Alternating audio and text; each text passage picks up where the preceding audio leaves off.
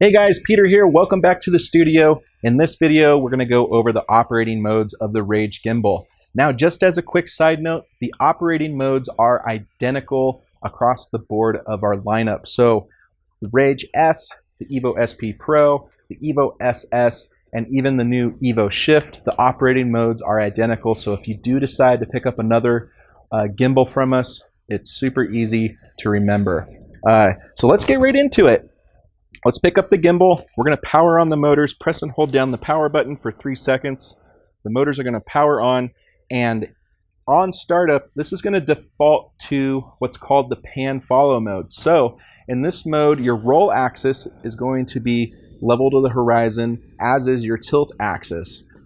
As you twist the handle right and twist the handle left, this is going to feather out your left to right motion of your camera, so you can get some really nice smooth shots.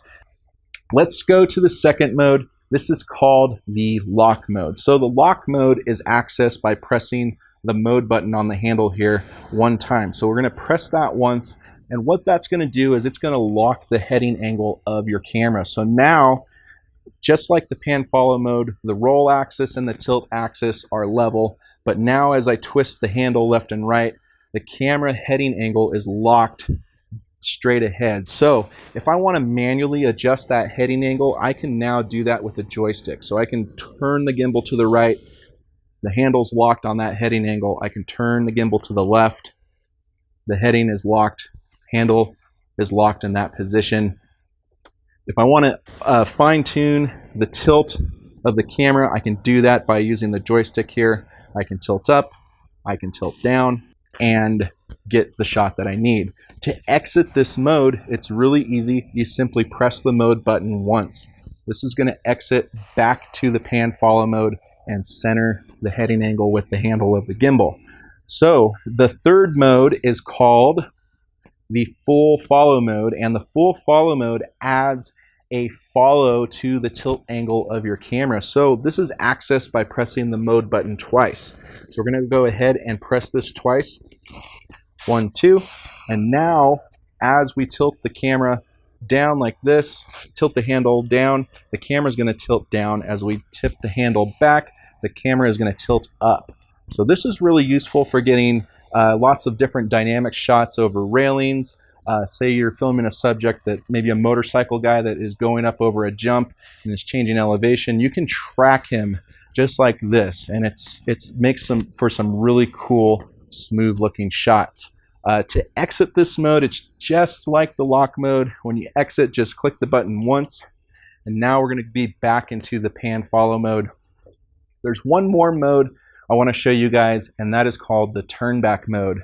The turn back mode is accessed by pressing the mode button 3 times. So what this does is it completely inverses the heading angle of the gimbal 180 degrees. So we'll go 1, 2, 3, and this is going to flip back around. So say that you're doing a vlog or something like that. You now have the ultimate selfie stick. You can trigger the shutter, do zoom, whatever you need to do with this angle.